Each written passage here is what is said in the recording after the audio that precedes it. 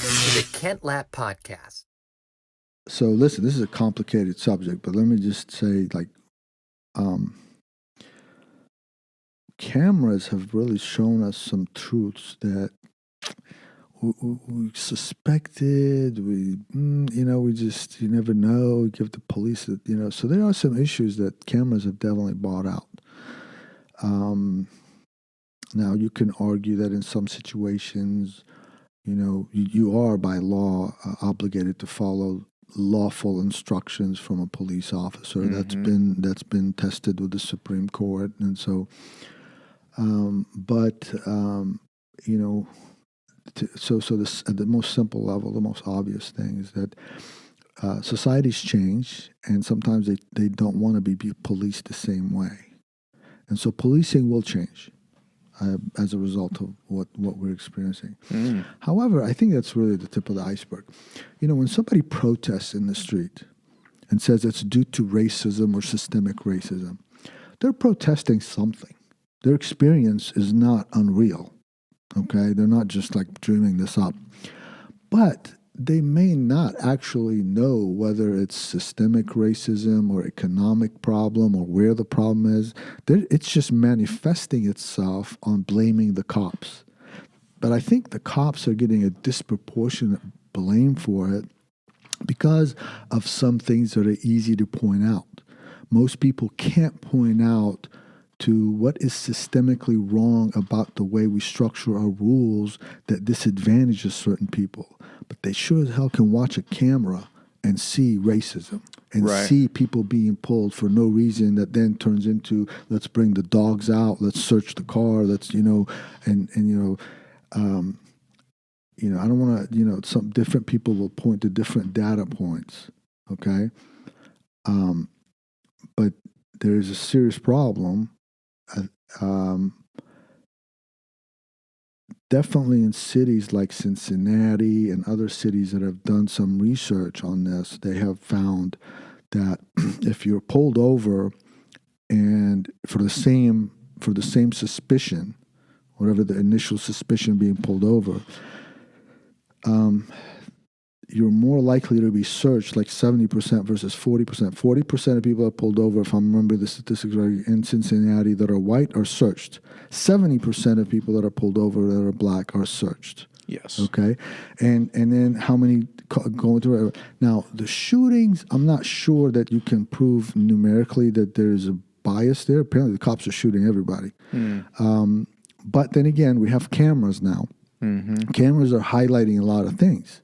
But we got to act rationally when we see these outrageous things. When what happened to George Floyd is tragic, but I think we were all kind of in agreement that something's going to be done about this. The civil right, federal government was on it as a civil rights case. The states were on it. So what we're going to do? Torch our society? So this is the difference between a civilized society. As long as you have means to resolve something peacefully in the court of law, you are much more powerful. And I think there unfortunately. It hurts their cause, but we have to we have to look, we have to not look away just because they used violence. We need to stay and tuned in and see what are the issues, how can be resolved. But Martin Luther King knew that he could get this country to move in the right direction non-violently. Nonviolence is very powerful. And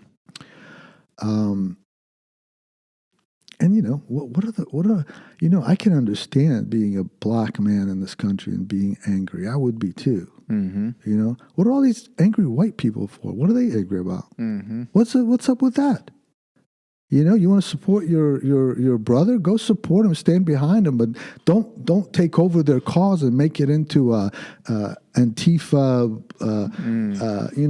These people have stolen a legitimate legitimate protests and people that legitimately have anger and feel like they've been wrong. Now, what the solution is may not be what they think it should be. That's not their job, you know. But Not their job to get angry and cause unrest. You mean? No, it's not their job to make sure they tell you exactly why they're angry and how to solve their problem. You know, they call it systemic racism. It may be something else that we need to do, right? Okay. So that's what I think that this is really where it all comes down is this is really lack of opportunity. We have, you know, when there are consequences to globalism, there are consequences to immigration. Okay, I'm an immigrant. Okay, I think immigrants are an asset to this country. All of us are immigrants in one way or another. So I'm by no means anti-immigration. But when you bring in people that can take jobs at a lower pay, somebody suffers, and it's not me. Okay, so we got to be smart enough to put a construct together where we can have immigrants and we can also take care of the people that are here. Yes. Because you might be an immigrant today in this country, but tomorrow you won't be an immigrant. Somebody else will be an immigrant. So we have to structure the pie. And unfortunately, through globalization, we've left a lot of people behind. Okay, and it can't be solved with minimum wage. Minimum wage will never be high enough to give people hope in life. Okay, we need jobs that come with much higher benefits and much higher pay, and that comes from what? From having the jobs here. Yeah. And also, minimum wage doesn't guarantee you get a job. You That's know, right. They could lock a lot of people out. Right. It could self-destruct, basically. You know? Yes. So what my point in saying that is that you know, the victim feels the oppression, feels the wrong, cries out for help. Okay. Sometimes you need a doctor to look at the symptoms and diagnose the disease. The patient doesn't always know what the disease is. So are you saying that, in your opinion, we have maybe less of a systemic racism problem in this country and more of an economic and opportunity problem? Or you say we have, you say we have an issue on both fronts? Yeah. So the anger over the videos, okay, is because, one, we have not been desensitized to them. Good thing. Right. Yeah. Eventually we will. We watch enough horror movies, you'll get desensitized, right? But so we got these videos now coming at us, right? So it's highlighting that, hey, this we're angry about this. But why are you so angry about it? Not just because of the police brutality. Obviously you're getting angry, but you know, there's underlying, you're saying systemic racism, you're not just saying it's the cops. So I think the cops are getting the blunt of societal problems. Yeah. Okay. Yeah. And that doesn't in any way excuse the bad behavior or whatever. I think there's a lot of practices that we have in this country that, quite frankly, the courts have given too many liberties to the way police could conduct stops. Okay. But why have they done that? You know, the irony here is that cops get in trouble and everybody is anti-police, including the mayor and all the council members.